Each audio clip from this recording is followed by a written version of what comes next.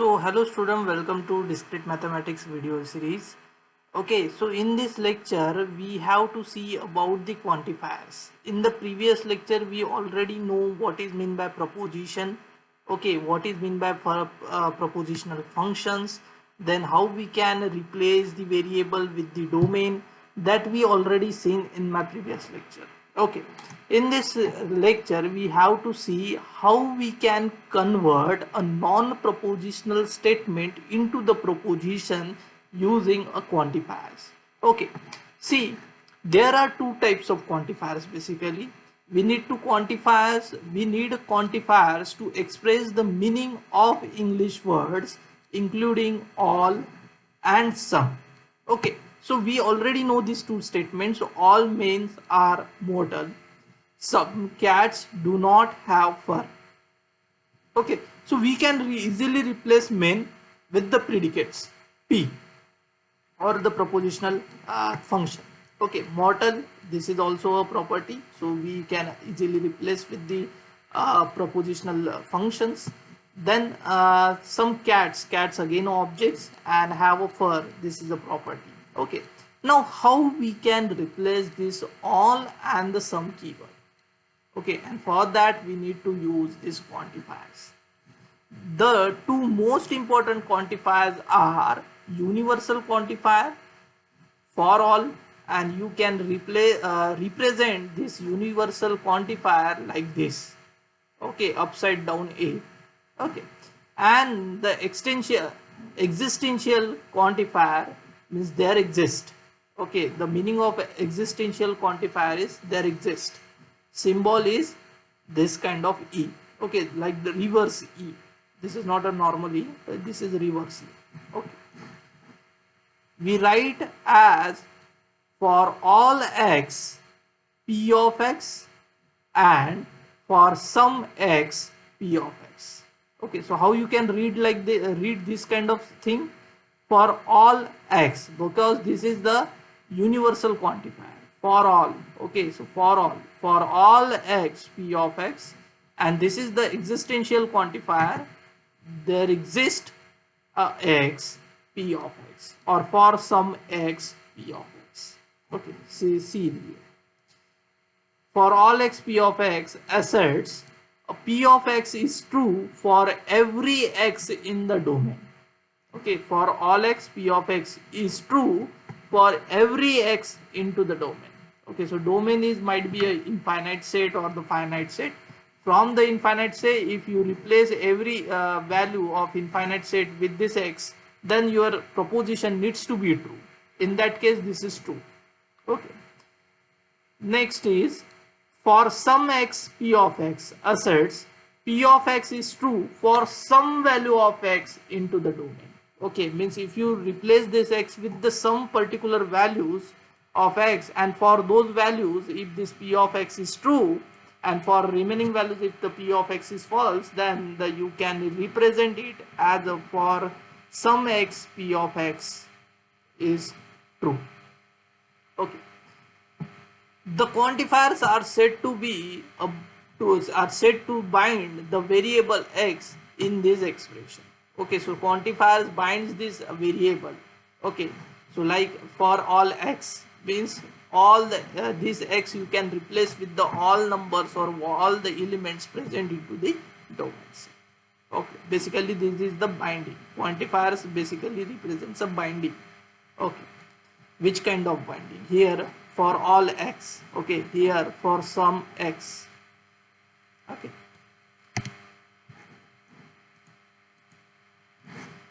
see, next we need to discuss about the universal quantifier first.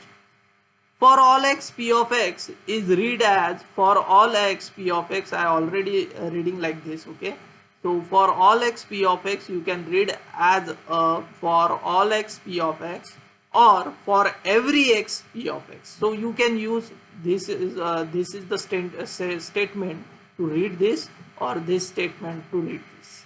Okay, see, there is some example given. Okay, if p of x denotes x greater than 0 and u is a integer. U means a domain. Domain is the integer. So you can replace all the x with the, or you can replace this x with the all the integers. Okay, so integer might be a plus integer, positive integer, or negative integer. Then tell me, this is the true or not? So guys, this is false. For all x, p of x is false, because for the positive value of x, this statement might be true, but for the negative integer, this statement is false. And that's why this statement, this whole, for all x, p of x is false. Because the negative value of x, this statement becomes false. Okay, that's why this is completely false. Okay. Second, see here, p of x denotes x greater than 0. This is the definition. This is the propositional function. U is a domain. Domain is a positive integers now. Positive integer starts from 1 to infinity. Okay. Then for all x, p of x, now you need to tell me what is for all x, p of x. This is true or false? Definitely guys, the set is positive integers, means you can replace this x with 1, 2, 3 or the infinite. Okay, so means positive numbers. Okay, and for every positive number this statement is true. For every positive number this statement is true, and that's why this complete predicate or this complete propositional function is true. Okay, for all x, p of x is true. Basically it is called as the predicates. Okay, if p of x denotes x is the even, okay, x is even, this is the definition, and the domain is u, that is integer domain. Okay, then for all x, p of x is false. Definitely guys, this is the integer domain, and integer domain, some of the numbers are even, some of the numbers are odd. So for all x, p of x, definitely this is false guys, because if you replace this x with the 3, then 3 is not an even number, and that's why in that case this statement is false, because here you are saying what? For all x. Okay, not for some x. Okay, see, next is the existential quantifier.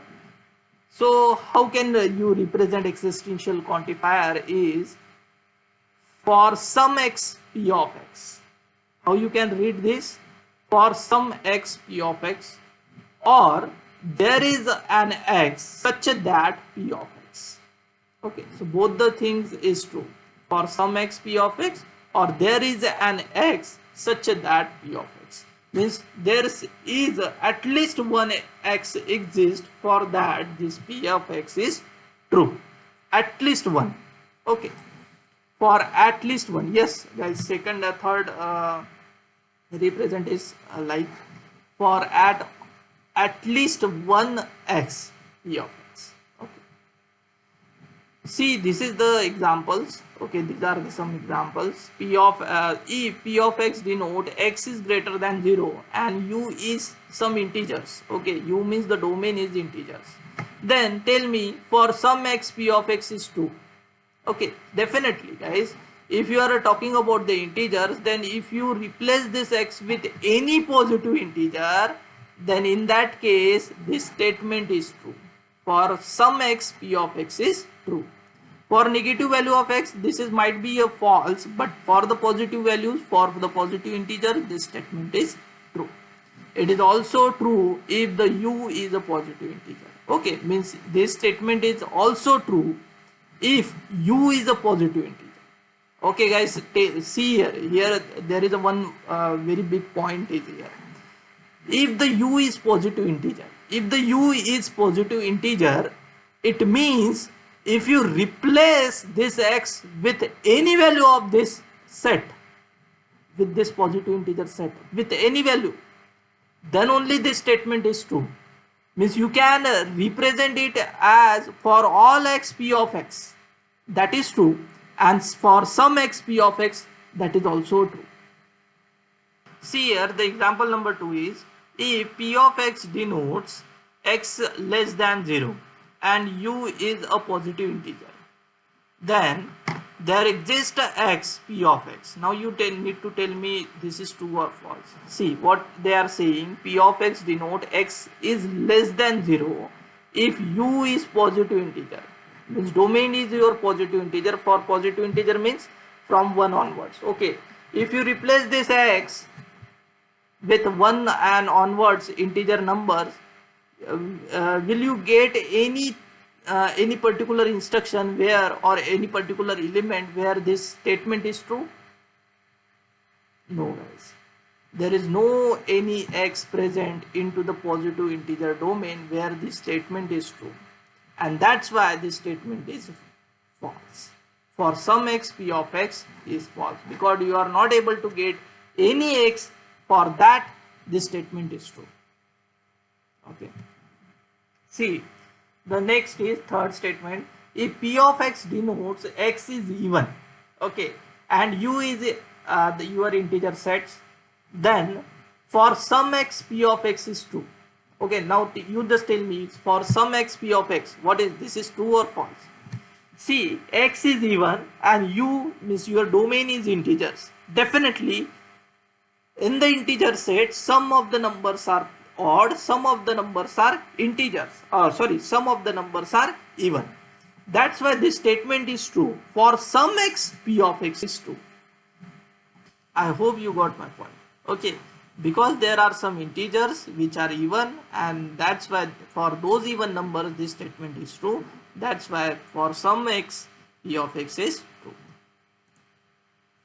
Now guys, now this is the next uniqueness quantifiers. This is not a necessarily used quantifier, because you have an alternative for this quantifier. That's why this is not a main quantifier whenever we have studied. Okay, so let's see here. Uniqueness quantifier. So by name itself, it will give you an idea about the unique element. Okay, means there should be a unique element present into the set. Okay, and for that unique element, if the statement is true, then the your complete predicate is true. Okay, now see here, there exists a unique x p of x. So how you can read this kind of statement? There exists a unique x. This is the symbol guys, this is the explanatory symbol that is used to represent the uniqueness quantifier. Okay, so there exists a unique x p of x, which means p of x is true for only one and only one x. Okay, means that there is only one x present into the domain, and for that particular x, that statement is true. Okay, this is commonly expressed in the English in the following equivalent ways. Okay, so how you can represent this statement into the English? There is a unique x such that p of x. Okay, means there exists a unique x into the domain, for that p of x is true. There is a one and only one x such that p of x is true. Okay, so this is also a statement which is represent the uniqueness quantifier. There is a one and only one x such that p of x is true. Example, if p of x denotes x plus 1 equals to 0. Okay, see, this is the example. P of x denotes x plus 1 equals to 0 and u is the integer. Then tell me there is a unique x p of x. Tell me this is true or false. Guys, this is your statement, x plus 1 equals to 0. Basically this statement is not a proposition, but if you are using a quantifiers, then this statement is now proposition, because you can replace this x with some values. Okay, what is the value?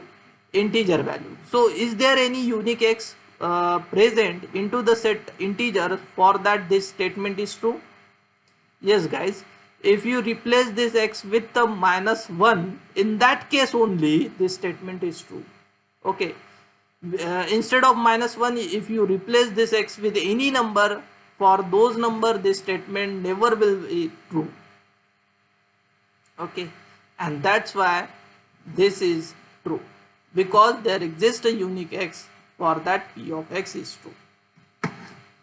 But if p of x denotes x is greater than 0 and there exists a unique x p of x. Now tell me, this is true for this statement or not?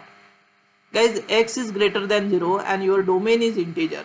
There are lots of integers present into the domain, which gives you this statement true, because if you replace this x with 1, 2, 3 or infinite, you will get this statement as a true. Means there is no any unique element present into the set, for that this statement is true. And that's why this complete statement, means there exists a unique x p of x, is false. I hope you are getting my point, guys. The uniqueness quantifier, as I already told you, is not really needed as a restriction. There is a unique x such as p of x can be expressed as. Okay, so there is a alternative method using a sum or all the quantifiers or the universe or existential quantifier. You can replace or you can represent this uniqueness quantifier. Okay, so see here. Here you are getting a representation for uniqueness quantifier using universal quantifier and existential quantifier. For some x in bracket p of x, and for some y, sorry, for all y in bracket p of y gives y equals to x. Okay, so this is the unique condition, guys, for y equals to x. For that this statement is true, so that you can replace this uniqueness quantifier with this statement. Okay, using this statement also you will get a uniqueness quantifier. Okay, that's why this is not a really required.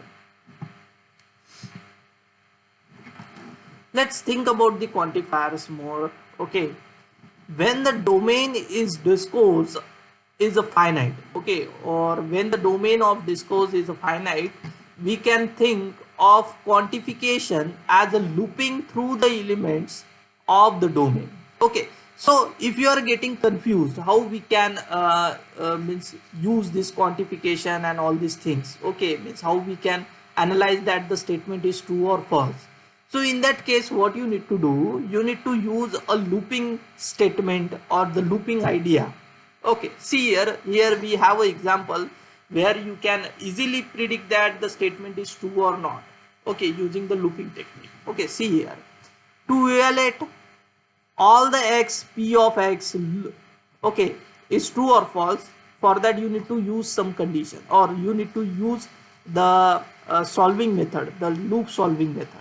See how to evaluate all x p of x, loop through all x in the domain. Okay, so you have to take every element from the domain, okay, and you need to check if at every step p of x is true, then the p of x is true, because you are using for all x. Okay, and for all the x your statement needs to be a true. Okay, and if your statement is true for all the x, then only this statement is true.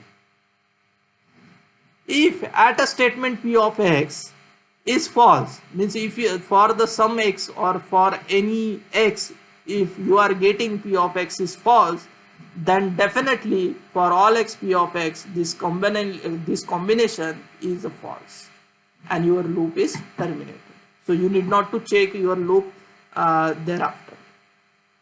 Okay, because for particular x, if you are getting a false, then you need not to check the further loop. Okay, because you are using the universal quantifier here. Now to evaluate for some x p of x, loop through all x into the domain. Okay, so how you can analyze this statement is true or false? If at some step if p of x is true, then guys there exists a x p of x is true and you need to terminate the loop. Okay, means if for a particular x, if you are getting p of x is true, so you need not to check for other elements, guys. You directly conclude that for some x p of x is true. Okay. If the loop ends without finding an x with p of x is true, okay, so if your loop ends without finding an such a x, for that p of x is true, then in that case only for some x p of x is false, because you are not able to find such a x that for that x p of x is true. Okay. Even if the domain are infinite, we can still think the quantifiers in this fashion. But when the if you are thinking about the infinite domain, the loops will not be terminate in some cases. Okay, if you are thinking about this example, guys. Okay, if the x is infinite, then you need to check p of x is true for all the values of x, and x is the infinite set, and that's why your loop will get continue, running continue. Okay, because in this case you have to check all the elements from the x. For that, this statement needs to be true. In this case also, for all the element from the loop, from the domain, you need to check that the p of x is true or not. If you are not getting it is true, then your state loop will get infinite. Okay, or will run infinite.